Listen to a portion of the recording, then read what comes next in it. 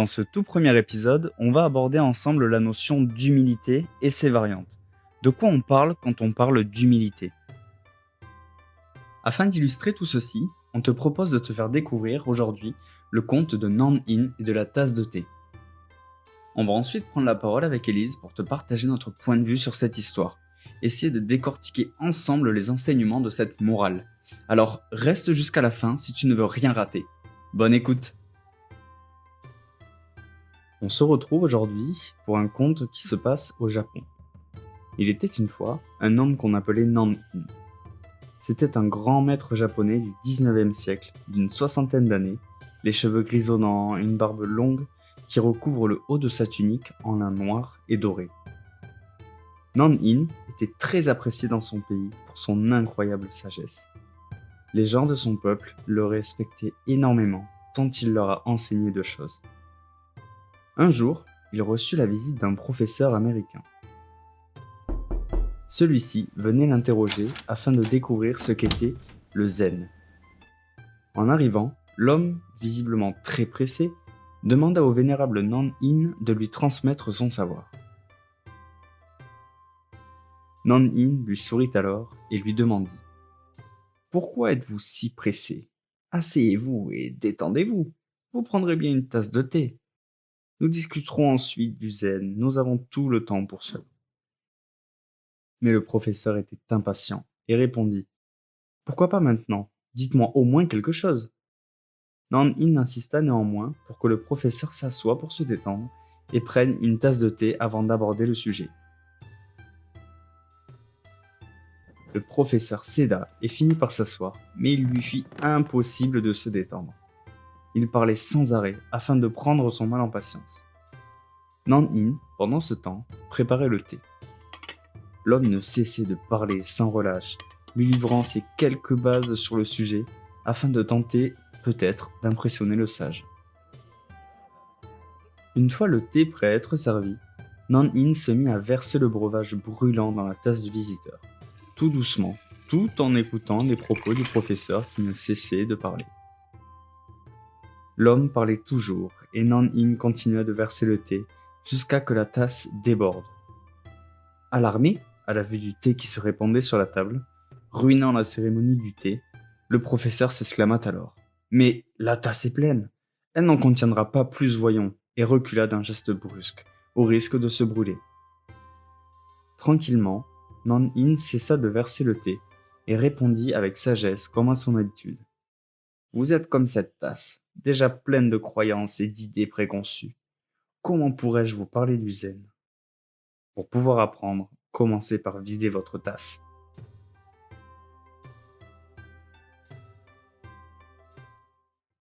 Salut à toi, eh bien écoute, j'espère que ce conte a pu éveiller en toi quelques idées. On va essayer de mettre des mots un petit peu justement sur tout ce qu'on a pu entendre ou retenir de ce conte. On va aussi t'expliquer notre interprétation. Et puis après, on va essayer de se laisser tranquillement porter avec nos réflexions et nos échanges avec Élise pour essayer de te transmettre un petit peu tout ce qu'on a à dire. Voilà, en espérant que ça va te plaire. Bonne écoute! Alors aujourd'hui, le message principal de ce conte est l'humilité.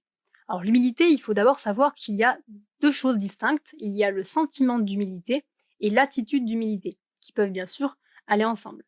Donc on va essayer de voir ensemble un petit peu ces deux définitions et de quoi on parle. Tout d'abord, la notion de sentiment d'humilité. La notion de sentiment, c'est finalement une connaissance, donc c'est une intuition que l'on a en nous qui est plus ou moins claire, qui n'est pas vraiment définie. Par exemple, lorsqu'on va dire qu'on a des sentiments pour quelqu'un, en général, on a du mal à nommer ces sentiments. C'est finalement le sentiment, par exemple, que je me trompe, c'est plus associé à un pressentiment, à une vision, comment je perçois le monde autour de moi. L'attitude, quant à elle, est plus une manière d'être, une manière de tenir son corps, de perception par rapport aux autres. C'est aussi une manière de se comporter, on peut associer à un comportement. Alors justement, peut-être Baptiste, tu peux m'éclairer sur la notion de sentiment plus en détail? Oui, le sentiment, en fait, un sentiment humble, c'est finalement une personne qui va réussir à faire preuve d'humilité, dans le sens où il sait qu'à l'échelle du monde, tu n'es pas forcément grand-chose. Donc en fait, c'est pas du tout péjoratif. Au contraire, c'est une certaine maturité d'esprit, je dirais moi, de se dire que on n'est pas parfait, personne peut l'être, et qu'on est malgré tout petit par rapport au monde. On n'est pas indispensable, on n'est pas un super-héros. Et ce qui est génial, c'est qu'on se dit qu'on sait pas tout, et de toute façon, on pourra jamais tout connaître, et qu'on est finalement un constant étudiant ou un constant apprentissage qui a toujours de nouvelles choses à apprendre. Et ça, moi, personnellement, je trouve ça super. L'attitude, quant à elle, permet. L'inverse de l'humilité, c'est l'orgueil. L'attitude humble, donc l'attitude d'humilité, c'est de savoir ce que l'on vaut et de l'affirmer au besoin. C'est-à-dire que quelqu'un d'orgueilleux, d'un peu arrogant, va avoir tendance à parler de lui, à peu importe Oui, comme le quelqu'un moment. de narcissique, oui. C'est ça. Alors que quelqu'un qui, je critique pas du tout si c'est bien ou c'est mal, hein, mais c'est juste sur les faits, et que quelqu'un qui est humble va avoir tendance à affirmer au besoin quand c'est le bon moment. Et justement, quelqu'un qui est profondément humble peut paraître arrogant dans sa façon de s'exprimer, d'où justement une certaine mesure de ses mots pour ne pas paraître arrogant. À l'inverse de l'humilité, on retrouve la modestie. Donc la modestie, c'est davantage une convention sociale. C'est beaucoup plus un rapport à l'autre, c'est-à-dire que est-ce que ma façon de m'exprimer, donc ma modestie, est-ce qu'elle est adaptée à la société? Est-ce que la personne à qui je m'adresse va recevoir mon message? Une personne modeste va avoir tendance à s'adapter à son interlocuteur, à se dire comment est-ce que je peux répondre à l'autre pour qu'il me comprenne, pour qu'il écoute mon message, et puis surtout qu'il puisse m'accepter. Alors que justement, quelqu'un qui est humble, lui, va chercher finalement à dire sa vérité, à être juste. C'est-à-dire qu'il va ni augmenter, ni discréditer finalement ses atouts et ses faiblesses. C'est vrai qu'on a souvent tendance, alors je sais pas si toi ça le fait, d'être gêné dès lors qu'on reçoit des compliments. Dès qu'on reçoit des félicitations, qu'on nous jette des fleurs, qu'on nous acclame, tout ça, on a automatiquement le sentiment d'être gêné, bien souvent. Et en fait, le problème de ça, c'est que intérieurement, ça veut dire qu'on se dénigre. C'est-à-dire que face à cette situation, on va avoir tendance à minimiser les choses. On va se dire que finalement, c'était pas grand-chose. C'est ce qu'on va dire aux autres personnes justement pour tempérer les acclamations. Et le problème avec ça, c'est que, au contraire d'accepter simplement les acclamations, les félicitations, on a tendance intérieurement à se dire, ben non, ça. Alors soit on se dit, non, ça peut pas être vrai, c'est forcément rien, je suis pas si exceptionnel que ça. Soit finalement on va volontairement, et c'est ça en fait qui peut éventuellement poser un souci, c'est qu'on va volontairement minimiser ses capacités, ses qualités, pour ne pas paraître orgueilleux ou narcissique en les acceptant ouvertement, en disant mais je sais, mais bien sûr, je suis le meilleur, je suis la meilleure, tout ça. C'est vrai que se dénigrer ou avoir des difficultés aussi à recevoir des compliments, ça peut passer parfois pour de l'humilité, alors que finalement c'est aussi l'expression d'un manque d'estime de soi, parce que on n'en a pas forcément conscience de ce qu'on a réalisé, on le réalise pas à sa juste valeur, on se dit que de toute façon on n'est pas capable de produire autant de joie ou de félicitations ou d'acclamations auprès des personnes qui peuvent en juger. Et après, il y a aussi les personnes qui aiment les compliments, dans le sens qu'elles connaissent leur valeur, elles connaissent la valeur de leur travail, et elles savent pertinemment que, en minimisant les faits, elles vont recevoir beaucoup plus d'acclamations, de compliments. Et donc ça, c'est finalement la définition même de la fausse modestie de circonstance, pour camoufler finalement un ego un peu hypertrophié, si on peut dire. Par exemple, quand une personne va dire face à une éloge, non mais c'était rien du tout, c'était vraiment simple, tout le monde peut le faire, franchement même toi t'y arriverais. Tout ça pour recevoir ensuite d'autres phrases. Un bon exercice d'humilité, c'est par exemple lorsqu'on passe un entretien d'embauche. Parce qu'on doit se vendre, on doit se mettre en avant, on doit partager ses qualités, ses défauts. Et très souvent, on a tendance à croire, quand on est candidat, que montrer ses défauts, c'est faire preuve de faiblesse. Et donc, on n'a pas confiance en nous, qu'on va pas y arriver, qu'on n'a pas, je sais pas, on n'est pas battant ou battante. Alors que justement, si on apprend à connaître ses qualités, ses défauts, ses atouts, c'est la meilleure façon d'être humble puisqu'on va apprendre à se connaître. Et justement, c'est réussir à faire preuve d'introspection. On en parlera plus tard ensemble si tu es curieux de découvrir ce que c'est, mais c'est justement regarder à l'intérieur de soi pour pouvoir se décrire, mettre des mots sur des faits, sur des situations, sur des émotions, sur des réactions, des comportements et plein d'autres choses, à savoir ce pourquoi on est doué, ce pourquoi on est fait, qui on est, en quelques mots, pour pouvoir arriver à se définir. Et c'est ça l'humilité, c'est arriver à se définir avec justesse, en étant juste, en pesant les bons mots, en acceptant d'avoir des faiblesses, mais qui finalement, on est là pour apprendre et à les accepter. Finalement, toute cette histoire d'humilité, je viens de penser à une histoire. euh, c'est que depuis toujours, moi j'adore tout ce qui est Excel. Je trouve vraiment que c'est un super logiciel pour se représenter tout plein de choses. Et on peut apprendre de nouvelles formules, on peut apprendre de nouveaux raccourcis, des macros. Enfin, vraiment, franchement, les possibilités sont immenses. La petite anecdote qu'il y a, c'est que quand j'étais encore dans mon ancien travail, on n'utilisait pas souvent Excel parce que c'était un travail manuel, donc c'était vraiment pas un outil de travail. Et je me rappelle d'une fois où on m'a demandé justement de faire un Excel parce que j'en avais déjà parlé, je pense à la pause café, que j'aimais bien ça. On m'a demandé justement de réaliser un Excel avec voilà un petit travail à mettre en page ou tout plein de trucs à calculer. Donc moi direct j'ai accepté. Et en fait le jour de la présentation où je l'ai présenté devant une vingtaine de personnes à mon équipe, bah de suite à la fin de ma présentation j'ai reçu des félicitations, comme quoi c'était bien, comme quoi vraiment c'était utile en plus derrière on allait vraiment s'en servir. Et moi le premier réflexe que j'ai eu finalement ça a été de minimiser mon travail. Donc va savoir pourquoi, direct, c'était non mais c'était pas grand-chose, voilà. Alors que réellement, j'y ai mis du cœur quoi, ça m'a coûté de l'énergie, j'ai passé du temps, le soir chercher des macros pour vraiment automatiser un maximum de choses. Et je pense que j'ai eu ce réflexe finalement par crainte du regard des autres, par crainte d'être catégorisé narcissique ou orgueilleux, si j'acceptais ouvertement les félicitations. Alors qu'au contraire, finalement minimiser les faits, à quoi ça a servi si ce n'est que les félicitations. Mais finalement, quand on prend du recul, à quoi bon?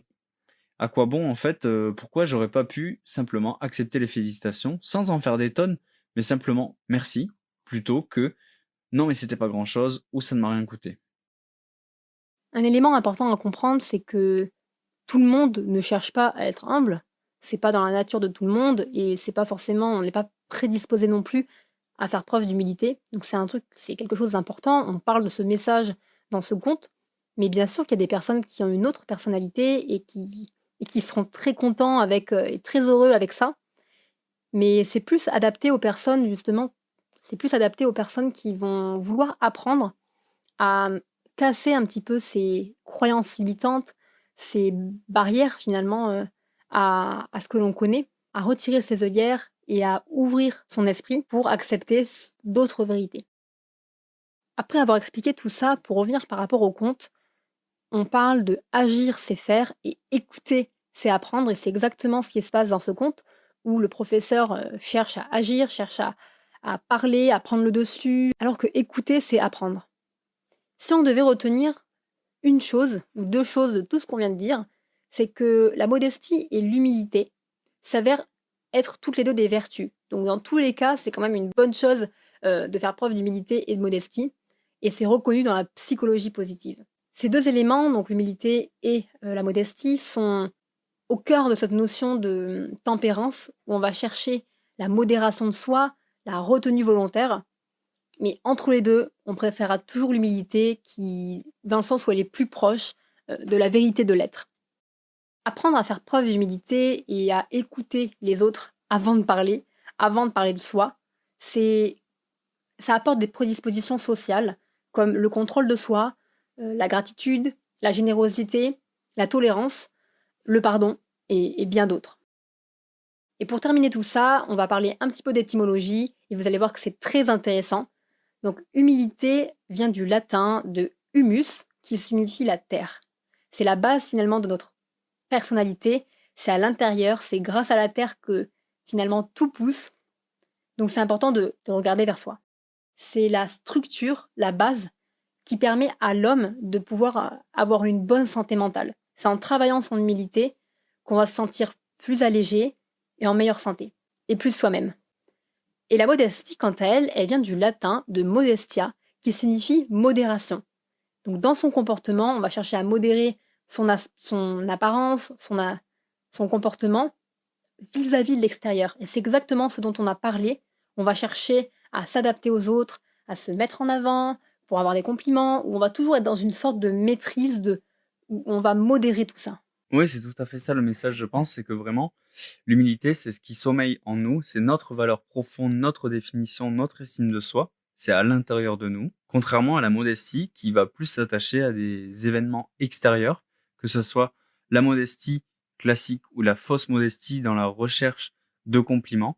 Dans tous les cas, ça sera basé vers l'extérieur. Ça aura toujours un lien ou des attentes envers l'extérieur. Donc c'est pour ça qu'il est important de comprendre ce qui se passe à l'intérieur de nous, au plus profond de nous, même si les deux sont des vertus.